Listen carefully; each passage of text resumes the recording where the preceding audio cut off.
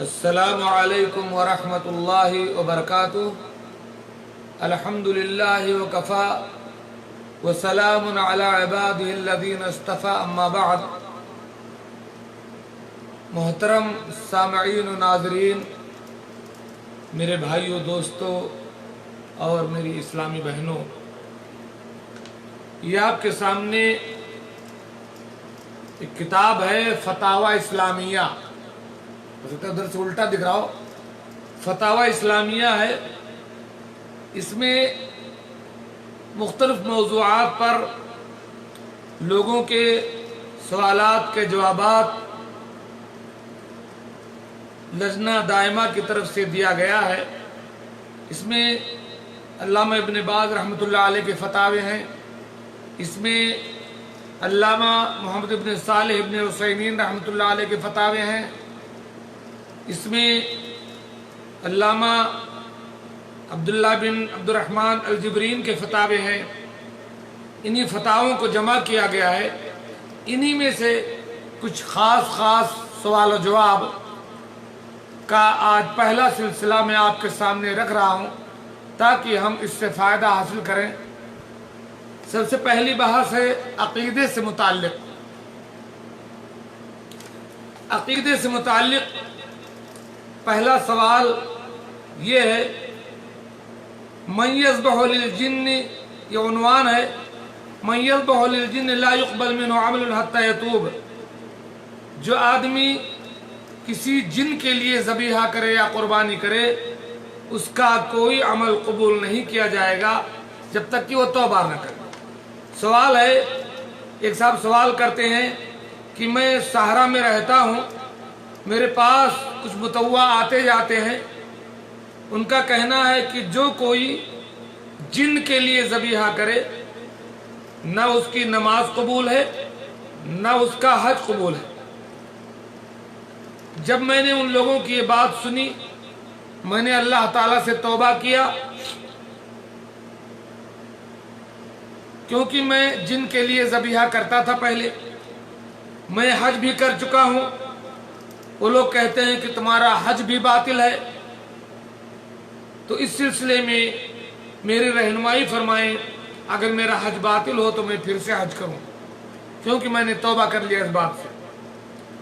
لجنہ دائمہ نے اس کا جواب دیا کہ الذبح للجن شرک باللہ سبحانہ وتعالی، جن کے لیے ذبح کرنا، کوئی جانور، گائے، بکرے، اونٹ، مرغا، مرغی، کوئی بھی چیز جن کے لیے، جن کی قربت کے لیے، جن کا تقرب چاہنے کے لیے، جن سے مدد چاہنے کے لیے کوئی قربانی دینا جن کے لیے، یہ اللہ کے ساتھ شرک ہے، اور یہ شرک اکبر ہے۔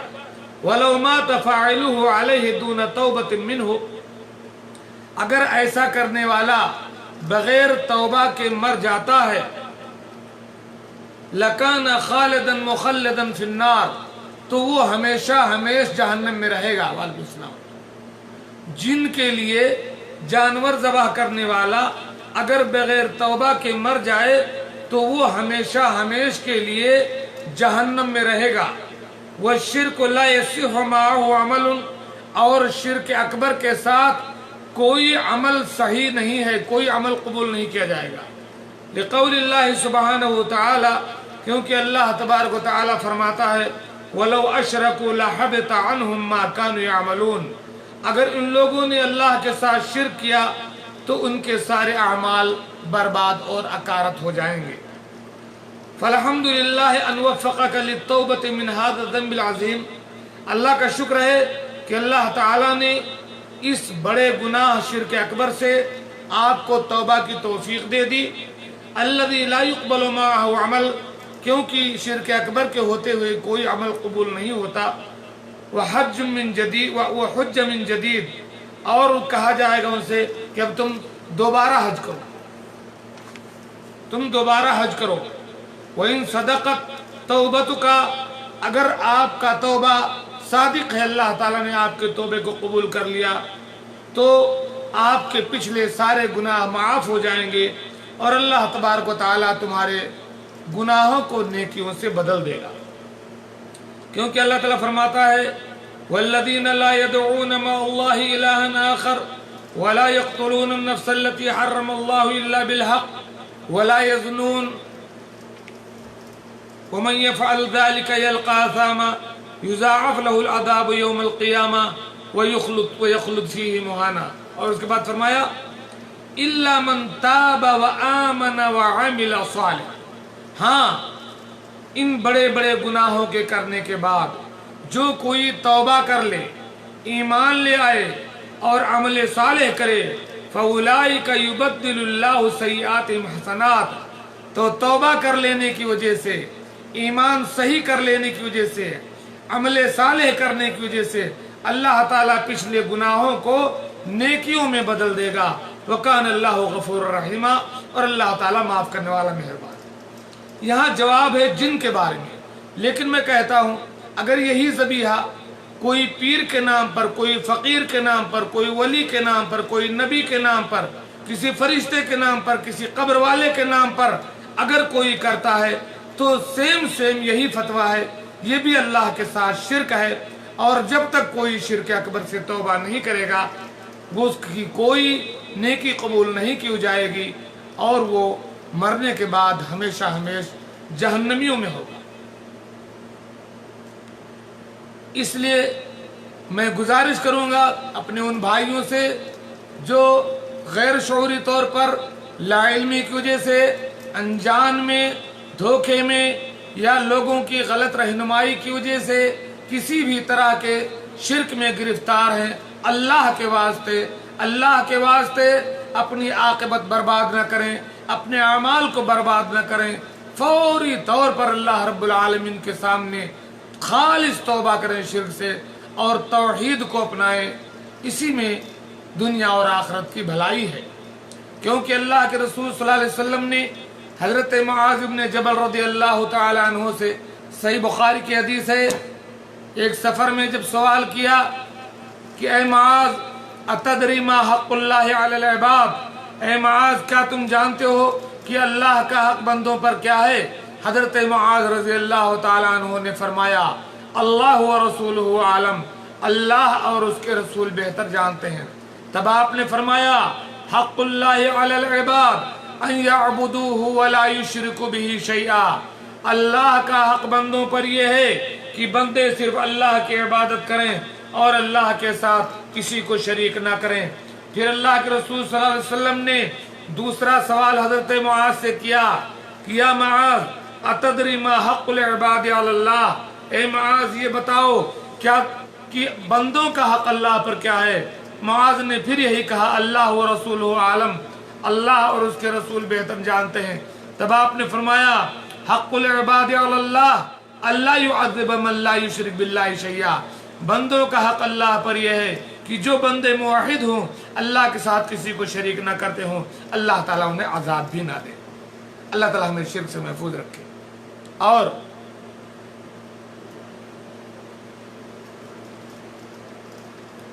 ظاہر بات ہے جو آدمی مشرک ہے، بڑا شرک کرتا ہے، اس کے ہاتھ کا ذبیحہ بھی نہیں کھانا چاہیے.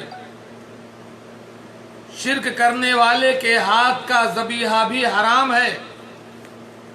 اس سلسلے میں ایک سوال ہے کہ اگر کوئی اس کو حلال کہتا ہو کچھ شبہات کی بنا پر تو کیا اس کے پیچھے نماز جائز ہے کہ نہیں؟ ذبیحے کو حلال نہیں کہہ رہا، ہاں ذبیحہ کو اگر کوئی کہتا ہے کہ کوئی مسلمان جو شرک کرنے میں مبتلا ہے اگر وہ ذبیحہ کرے تو اس کا ذبیحہ کھانا حلال ہے. اگر کوئی مولوی اور امام یہ بات کہے تو اس کے پیچھے نماز پڑھنا جائز ہے کہ نہیں، ایسا ایک سوال ہے. اس کی دلیل کیا ہے؟ فَكُلُوا مِمَّا ذُكِرَ اسْمُ اللَّهِ عَلَيْهِ إِن كُنتُم بِآيَاتِهِ مُؤْمِنِينَ. وہ کہتا ہے کہ اللہ تعالیٰ کہتا ہے کہ اللہ کے نام پر جو بھی ذبح کیا جائے اسے کھاؤ اگر تم اللہ کی آیات پر ایمان رکھتے ہو. اس دلیل سے اگر وہ مشرک کا ذبیحہ جائز کہتا ہو تو اس کے بارے میں هل يكون کافرا، کیا وہ شخص کافر ہو جائے گا؟ جواب دیا ہے لجنہ دائمہ نے من احل ذبیحۃ مشرک الشرک الاکبر، جو کوئی شرک اکبر کرنے والے کے ذبیحے کو حلال کہتا ہے، یعنی اس کے ہاتھ کا ذبح کیا ہوا کھانا جائز کہتا ہے کیونکہ اس پر اللہ کا نام لیا گیا ہے، فَهُوَ مُخْطِئٌ، تو ایسا سمجھنے والا غلط ہے، وہ غلطی پر ہے۔ لَكِنَّهُ لَيْسَ بِكَافِرٍ، لیکن اس کو کافر نہیں کہا جائے گا، لِوَجُودِ الشُّبْہَةِ، شبہے کے وجود کی بنا پر، وَلَا حُجَّةَ لَهُ فِي الْآيَةِ، لیکن اس نے جو آیت پیش کی ہے اس میں اس کے لیے کوئی حجت نہیں ہے۔ مشرک کا ذبیحہ ہر حال میں حرام ہے، لیکن اگر کوئی یہ کہتا ہے کہ حرام نہیں ہے تو ہم اس آدمی کو کافر نہیں کہیں گے، البتہ کہیں گے کہ وہ غلطی کر رہا ہے، غلط فتویٰ دے رہا ہے، وہ غلطی پر ہے، اس کو اپنے قول سے رجوع کرنا چاہیے۔ بے شک مشرک کا ذبیحہ حرام ہے، یہ فتویٰ ہے لجنہ دائمہ کا۔ تیسرا سوال ہے، شخص لا یصوم ولا یصلی فی حیاتہ، ایک ایسا آدمی ہے جو اپنی زندگی بھر نہ روزے رکھتا ہے نہ نماز پڑھتا ہے، وَيَذْبَحُ لِلْجِنِّ وَالشَّجَرِ وَالْحَجَرِ، اور وہ ذبیحہ کرتا ہے، تقرب بھی تلاش کرتا ہے جنوں کے لیے، درختوں کے لیے، پتھر کے لیے، بالکل بتوں کی طرح، وَمَاتَ مُصِرًّا عَلَىٰ ذَلِكَ، اور اسی پر وہ مر بھی گیا، جن کے لیے ذبیحہ کرتے ہوئے، درخت کے لیے ذبیحہ کرتے ہوئے، پتھروں کے لیے ذبیحہ کرتے ہوئے، اور نہ وہ نماز پڑھتا تھا نہ روزہ تھا، بس اپنے آپ کو مسلمان کہتا تھا، اور اسی پر وہ مر گیا۔ حل یجوز لقریبہ، تو کیا اس کے اقربا کے لیے یہ جائز ہے ان یحج عنہ، کہ اس کی طرف سے حج کر کے ایصال ثواب کریں، او ان یستغفر لہ، یا اس کا کوئی قریبی اس کے لیے استغفار کرے۔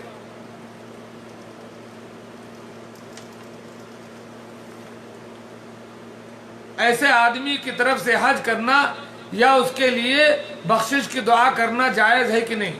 جواب، من مات علی الحالۃ المذکورہ فی السوال، لجنہ دائمہ کا فتویٰ ہے کہ سوال میں جن اعمال کا ذکر کیا گیا ہے، یعنی وہ شخص نہ نماز پڑھتا تھا نہ روزے رکھتا تھا بلکہ شرک اکبر کرتا تھا، جنوں کے لیے ذبیحہ کرتا تھا، اسی پر مصر تھا، اس حالت میں جو شخص مر گیا، یعتبر مشرکن شرکن اکبر، تو ایسے آدمی کو مشرک کہا جائے گا، شرک اکبر، لا یجوز الحج عنہ، اس کی طرف سے حج نہیں کیا جائے گا، ولا الاستغفار لہ، اور نہ اس کے لیے بخشش کی دعا کی جائے گی، لقولہ سبحانہ وتعالی، کیونکہ اللہ تعالیٰ کا فرمان ہے، ما کان للنبی والذین آمنوا ان یستغفروا للمشرکین، کہ نہیں جائز ہے نبی کے لیے اور نہ ایمان والوں کے لیے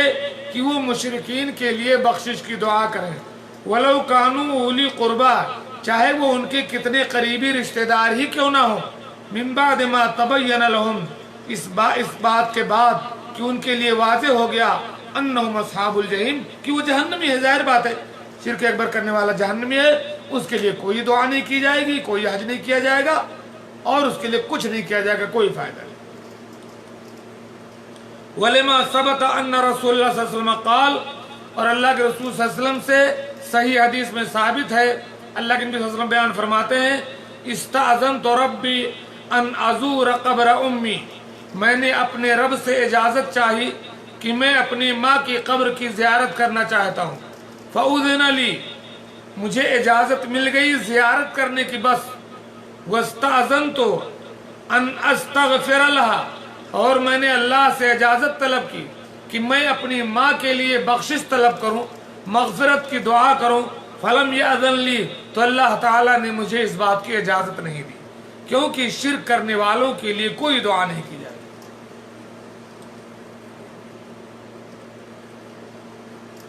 چوتھا سوال ہے، قرآن پاک کی ایک آیت ہے، وَإِن مِّنكُمْ إِلَّا وَارِدُهَا، تم میں سے ہر ایک کو اس پر سے گزرنا ہے۔ ایک صاحب سوال کرتے ہیں، لَقَدْ قَرَأْتُ آیَةً مِّن سورۃ مریم، میں نے سورہ مریم کی ایک آیت پڑھی ہے جس میں اس بات کا ذکر ہے کہ وَإِن مِّنكُمْ إِلَّا وَارِدُهَا كَانَ عَلَىٰ رَبِّكَ حَتْمًا مَقْضِيًّا، तुम में से हर एक को उस पर से गुजरना है, ये तेरे रब का अटल फैसला है। सुम्मा नुनज्जिल लदीन तक़ौ, फिर हम अहले तक़वा को नजात दे देंगे। व नज़रु ज़ालिमीन फ़ीहा जसिया, और जालिमीन को उसमें घुटनों के बल गिरा हुआ छोड़ देंगे। अना उरीदु अन आरिफ़ माना हादिहिल आया, मैं इस आयत का माना जानना चाहता हूँ। वो ख़ासतन मानल उरूद, और ख़ास कर ये कि तुम में से हर एक को वहाँ से वारिद होना, इसका क्या माना है? जवाब, अल्लामा इब्न बाज़ रहमतुल्लाह अलैह ने जवाब दिया है, क़द दल्लतिल अहादीसु सहीहा अन रसूलिल्लाह सल्लल्लाहु अलैहि वसल्लम, अल्लाह के रसूल सल्लल्लाहु अलैहि वसल्लम से सही अहादीस से ये बात साबित है, अला अन्नल मुराद बिल उरूद हुवल मुरूर अलैहा फौक़ सिरात, कि यहाँ कुरान में जो है कि तुम में के हर एक को उस पर से गुजरना है, इससे मुराद पुल सिरात से गुजरना है। इस आयत में जो मुरूर है वो पुल सिरात पर से गुजरना मुराद है। हर आदमी को उस पुल सिरात पर से गुजरना है, छोटा बड़ा मर्द औरत नेक बद सबको उस पर से गुजरना है। वह हुआ मंसूबुन अला मतन जहन्नमा, जो जहन्नम के ऊपर नस्ब किया जाएगा। आज़न अल्लाह वल मुस्लिमीन मिनहा, हमें अल्लाह ताला और तमाम मुसलमानों को इससे महफूज रखे। वन्नासु यमुर्रून अलैहा, और तमाम लोगों को उस पुल सिरात पर से गुजरना पड़ेगा। अला क़द्र अमालिहिम, लोग अपने अमाल के मिक़दार उस पर गुजरेंगे। लंबी हदीस है, जिसका अमल बहुत अच्छा होगा वो बिजली की तेजी से गुजर जाएगा, जो थोड़ा कम होगा हवा की तेजी के जैसा गुजरेगा, और कम होगा घोड़सवार की तरह गुजरेगा, और कम होगा दौड़ने वाले की तरह गुजरेगा, और कम होगा धीरे जाएगा, कोई गिरता पड़ता जाएगा, कांटे उसको चुभेंगे, खरोच लग जाएगा, और जो बिल्कुल गलत होगा वो कट के जहन्नम में गिर जाएगा। अल्लाह ताला में से महफूज। बहरहाल तमाम को उस पर से गुजरना है। जो नेक लोग होंगे वो नजात पा जाएंगे, जो बुरे लोग होंगे वो फंस जाएंगे।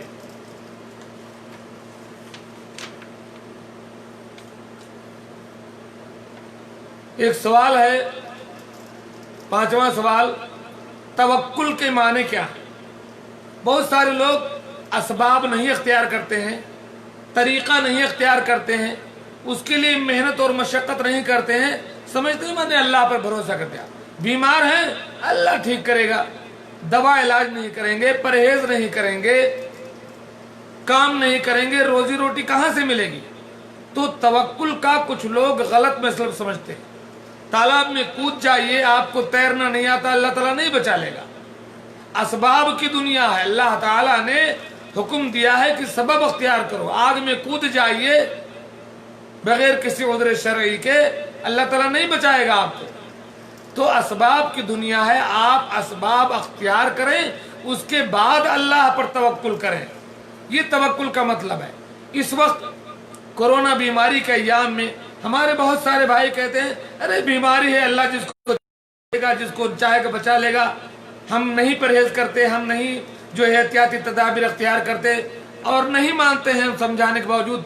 ऐसे लोगों को होश के नाखून लेना चाहिए कि अल्लाह तबारक व तआला की ये दुनिया असबाब की दुनिया है। अल्लाह तबारक व तआला ने जो भी इस दुनिया में किया है वो किसी सबब, किसी तरीके पर किया, ऐसे अटरंडम नहीं कर दिया है। अल्लाह के रसूल सल्लल्लाहु अलैहि वसल्लम जब मक्का की तरफ आपको हिजरत करना हुआ तो अल्लाह ताला ने ऐसे नहीं आपके घर में से उठा करके मक्का से मदीना को हिजरत करना हुआ। अल्लाह ताला चाहता तो मक्का से उठाकर मदीना में बिठा देता, लेकिन नहीं, उससे पहले ऊँटनियाँ पाली गई थी, तदबीर अख्तियार किया गया, मशवरा लिया गया, और अब्दुल्ला बिन उरैक़ित को दलील बनाया गया, और साजो सामान लिया गया, गारे सौर में जाकर के छुपा गया, फिर वहां से 7 दिन जाते हुए ये तमाम असबाब अख्तियार किए। इसका नाम तवक्कुल है।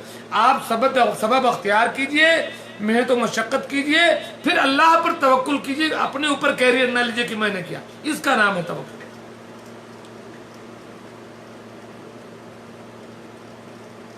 तो एक साहब ने सवाल किया है कि तवक्कुल क्या है? जवाब दिया है लजना दाइमा ने कि अत्तवक्कुल अलल्लाह तफवीज़ुल अम्र इलैहि तआला वहदहु। अल्लाह पर तवक्कुल का माना यह है کہ اپنے معاملات کو اللہ کے حوالے کر دیجئے. وَهُوَ واجب، اور یہ واجب ہے. بل اصل من اصول الایمان، بلکہ توکل علی اللہ ایمان کے اصول میں سے ایک اصل ہے. اس کے بغیر ایمان مکمل نہیں ہے. اللہ تعالیٰ فرماتا ہے وَعَلَى اللَّهِ فَتَوَكَّلُوا إِن كُنتُم مُؤْمِنِينَ. وعلیکم السلام ورحمۃ اللہ وبرکاتہ. اور اللہ ہی پر توکل کرو، بھروسہ کرو، اپنے معاملات کو اسی کے سپرد کرو اگر تم مومن ہو. یعنی یہ ایمان کا تقاضا ہے کہ بندہ اپنے معاملات اللہ کے حوالے کرے. وَهُوَ مِنَ الْأَسْبَابِ الْمَعْنَوِيَّةِ الْقَوِيَّةِ، اور یہ ایک طاقتور معنوی نہ دکھائی دینے والے اسباب اور وسائل میں سے ہے. لتحقیق المطلوب و قضاء المصالح، مطلوب کو پانے کے لیے اور مصلحتوں کو پورا کرنے کے لیے. لیکن علی المؤمن ان یضم الیہ ما تیسر من الاسباب الاخرى، لیکن مومن پر واجب ہے کہ ایسے ہی معاملات اللہ کے حوالے نہ کرے، بلکہ جو اسباب اور وسائل اور طریقے دنیا میں اس کے لیے میسر ہیں وہ تمام طریقے بھی اختیار کرے. اللہ نے فرمایا اب اونٹ کا ثم توکل اللہ، اپنے اونٹ کو باندھ دو پھر اللہ پر توکل کرو. سواء کانت العبادات، چاہے وہ توکل جو ہے عبادات سے متعلق ہو جیسے دعا، نماز، صدقہ، صلہ رحمی، ام کانت من المادیات، یا وہ مادی چیزوں میں سے ہو. جرت سنت اللہ بترتیب مسبباتها علیہ، اللہ تبارک و تعالیٰ کا طریقہ رہا ہے، کچھ سبب اللہ نے بنایا ہے، اس سبب کو اختیار کرنے سے وہ چیز حاصل ہوتی ہے. آپ کو اناج ملتا ہے، آپ کھیتی کرتے ہو، اناج بوتے ہو، اگاتے ہو، کاٹتے ہو، سکھواتے ہو، تب ملتا ہے. تو اس کے بعد اللہ رب العالمین پر توکل کریں. یہی اللہ کے رسول صلی اللہ علیہ وسلم کی اقتدا ہے. فَإِنَّهُ خَيْرُ الْمُتَوَكِّلِينَ، اور اسباب کو اختیار کرتے ہوئے اس کے بعد اللہ پر بھروسہ کرنا یہی بہترین توکل ہے. فَمَن تَرَكَ الْأَسْبَابَ الْأُخْرَى مَعَ تَيْسِيرِهَا وَاكْتَفَى بِالتَّوَكُّلِ، جو کوئی اسباب اختیار نہ کرے، مشقت نہ کرے، محنت نہ کرے، طریقہ اختیار نہ کرے، بیٹھ جائے فَهُوَ مُخَالِفٌ لِهَدْيِ رَسُولِ اللَّهِ صلی اللہ علیہ وسلم، تو یہ اللہ کے رسول صلی اللہ علیہ وسلم کے طریقے کے مخالف ہے، یہ توکل نہیں ہے. وَيُسَمَّى تَوَكُّلُهُ عِجْزًا، اس کا یہ توکل اس کی عاجزی اور غفلت ہے. یہ لا توکل شرعی، یہ شرعی توکل نہیں ہے. وصلی اللہ علی نبینا محمد وعلی آلہ وصحبہ اجمعین.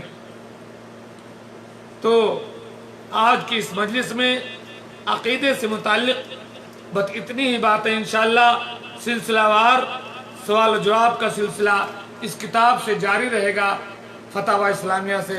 اللہ تبارک و تعالیٰ سے میں دعا کرتا ہوں کہ اللہ تبارک و تعالیٰ ہمیں ہمارے عقیدے کو قرآن و سنت کے مطابق بنانے کی، اس پر قائم رہنے کی اور اسی پر جینے اور مرنے کی توفیق دے. آمین. السلام علیکم ورحمۃ اللہ وبرکاتہ.